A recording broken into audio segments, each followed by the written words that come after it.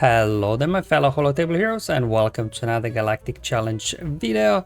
Now before I get into today's challenge, I have one more trip video to share with you from Crete. Even though I'm back now already for a week, it took a while to put the footage together. So for those that are interested, at the end of the video, just a few minute clip, a little bit explaining you one of my latest trips there.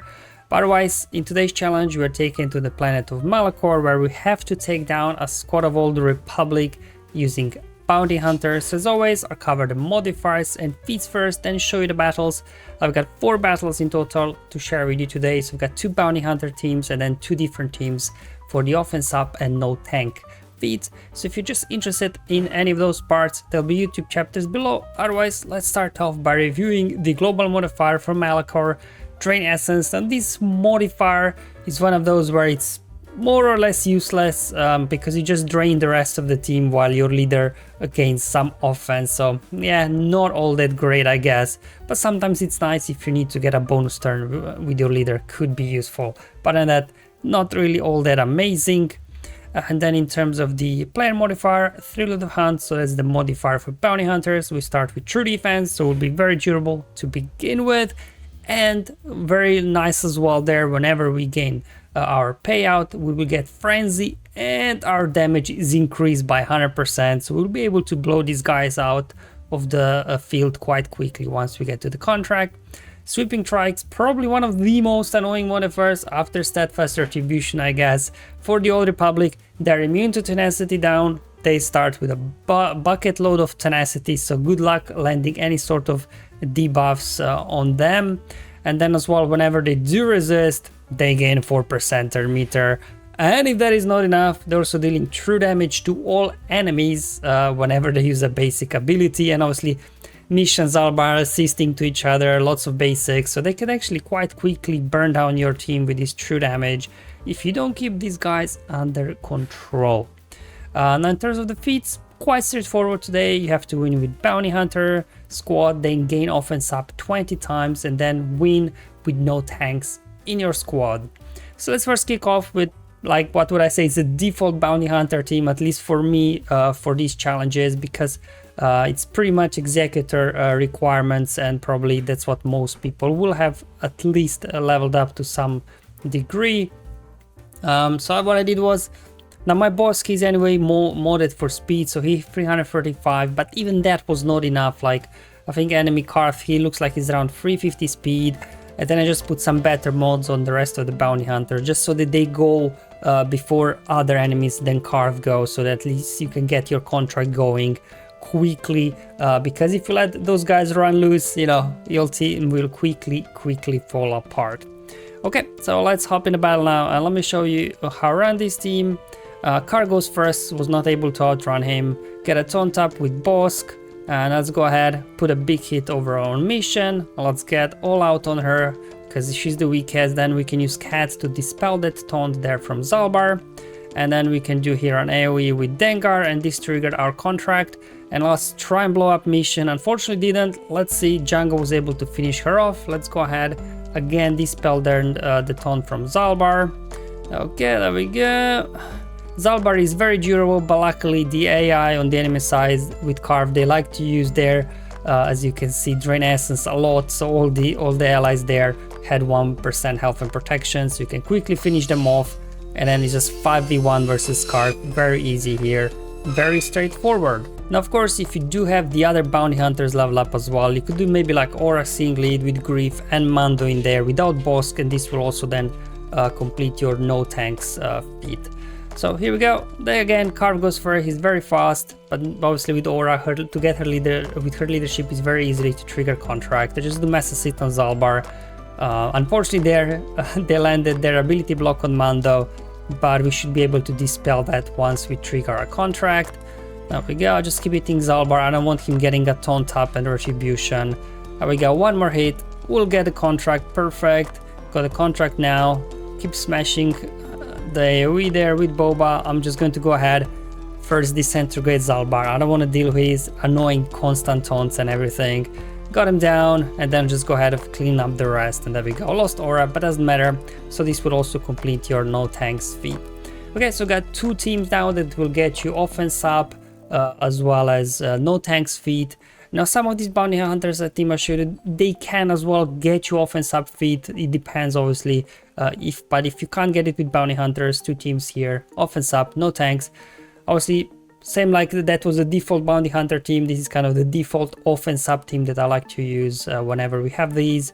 Imperial troopers, so you can see we were able to outrun Car this time. Speed on my Piet is 347 I believe, plus 20 from leadership there from Veers, and it was just enough that we were able to outrun him. Took care of mission first. Now we can go ahead dispel here the taunt with Piet, and that's why I brought in Death Trooper, because Albar is very durable. So I can put Death Mark on him, so then we can just get him down. There we go, quickly. And once mission is Albaran down, I mean, the rest of these guys can't do a whole lot, to be honest. You just pick them off one at a time, and because they're with Veers, whenever you defeat guys, you gain offense up. It's very, very easy to get this done. Another option as well that I like to always use with offense up is Padme, Shakti, Yoda, and Anakin. Obviously for Padme lead, here Shakti on her basic will give offense up to everybody who don't have it yet, so that's offense up 5 times. AoE from Anakin, offense up 10 times already. Don't want to do stack up courage now, because I want to stall these that I can get offense up 20 times. So just hold off by using the courage ability there from Padme.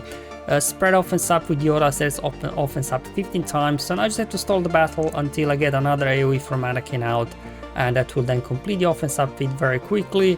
So you can see getting mission down first, then I went after Basti, so she stops putting battle meditation on the other guys. There we go, Anakin AoE back online. There we go, offense up feat complete, so now I can just go ahead, finish off the battles, and this would also now complete offense up feat for you. So there you go guys, today's challenge, quite easy, quite straightforward. Whatever bounty hunters you got, hopefully you'll be able to get it to work. And then as well the offense up feat. Many ways to do this, I just showed you troopers and Galactic challenge right there. Okay, so this now completes the Galactic challenge portion of the video. So for those that you are interested, you want to hang around, let me also share with you one of my latest trips on Crete. Today we will be visiting the Richtis waterfall in the Richtis Gorge east of Crete. Today's trip starts with descending towards the start of the trail, walking down a country lane through a grove of olive and fig trees. It's a pretty kind of standard landscape that you would see on Crete. You're kind of going also through orchard, but unfortunately none of the fruits, including figs, they were not ripe yet, ready for eating. But anyway, after about half an hour we reached the bridge of Lahanes, which officially marks the start of the trail. Now there's actually a sad story tied to this bridge, as apparently during the population exchange between Greece and Turkey in the 19th century, a group of Christians killed a group of Turks that were trying to reach a nearby port to board a ship that would take them back to Turkey. Now, as we continue the trail, we start descending into the gorge. The vegetation becomes very lush. It almost feels like you're in a jungle.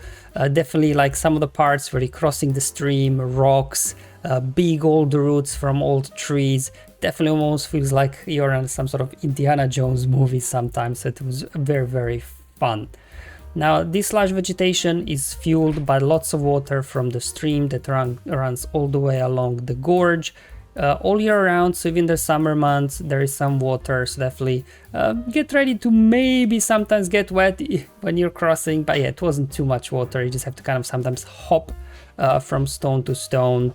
There's some mud as well, but it wasn't too bad. Now along the stream we also come across ruins from old stone houses that used to be water mills. I actually noticed a couple of them, so it was also fun kind of going in there a little bit, exploring those old water mills. And then as well, as we are getting closer to the waterfall, the train becomes a lot more fun as there are more parts where you have to cross streams, climb over roots, big boulders. However, the most challenging part do have like steps and ladders to make the train all accessible, so by no means is like very, very difficult. Especially the last part of the descent to reach the waterfall is really fun. When you look down, it just seems like you're slowly descending down into the pit towards the waterfall, and they're kind of circular wooden steps so definitely really fun. Now the trail actually doesn't end at the waterfall. You can continue walking towards the beach, but for us, because it was kind of getting late in the afternoon already, we decided not to continue the trip past the waterfall, so just went to waterfall and back. Otherwise, I believe beach is another hour or so away from the waterfall if you do want to go there. Or you can also actually, because we started from the main road, descending into the gorge and then return ascending. If you want to do the trip the other way around, you can also drive to the beach and then start your trip from the beach to the waterfall and then back. So truly it's down to you what you prefer, but I think this is a little bit easier. It's a shorter drive because it's just off the main road, whereas to get to the beach you have to drive another half an hour through narrow country lanes. So yeah, it really depends, you know, what you want to do with your trip, but for us it was that sort of way, and you know, we really kind of enjoyed it. And as you can see, we continue. When you come out of the gorge, every now and then you kind of get a little bit of view around some of the mountains and big rocks and cliffs. It's definitely a nice walk, but yeah, you just kind of forget you are on Crete, just because of the vegetation is so different than anything else I've seen on Crete. But usually it's a bit more dry Mediterranean climate where you get pine trees, olive trees as well. But this was very lush, very green all throughout. Yeah, it just almost feels like you're in a jungle. So you can see it's like very nice. As you're getting deeper and deeper down, you're definitely feeling like you're getting closer. There's more and more water all around. You can see that's the bit that I was referring to, where there's like lots of roots just spreading around, and you have to kind of walk over them and climb. And now we are slowly finally getting closer to the waterfall. Again, climbing over rocks, some steps there to help us along the way. And as you approach, at some point you can actually see the top of waterfall before you start descending. So that's the view right there. And while I was there, we heard lots of chatter from the bottom of the pit. So it was like, oh man, how many people are around there? It almost feels like there's like a whole kindergarten of children down there. But once we reached, yeah, there was a lot of people actually.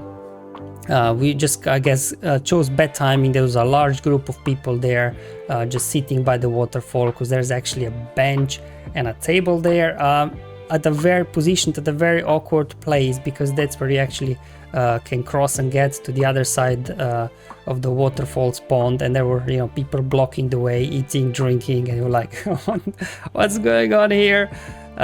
So yeah, we decided to actually wait for these people to leave, because with so much people, you know, eating, drinking, shouting, you couldn't get really a good feel of the vibe here, the surrounding nature and the waterfall.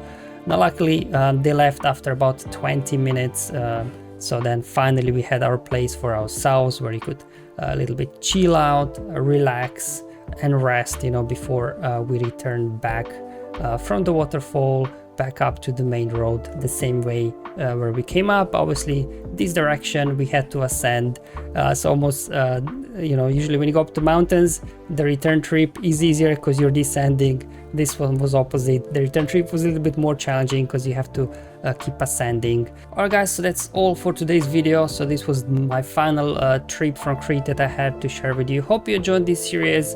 I'm definitely planning to do more these kind of videos whenever I go on my next trip. But until then guys, thank you for watching. I'll see you in the next one. Have fun, enjoy life, and may the RNG be with you, my friends.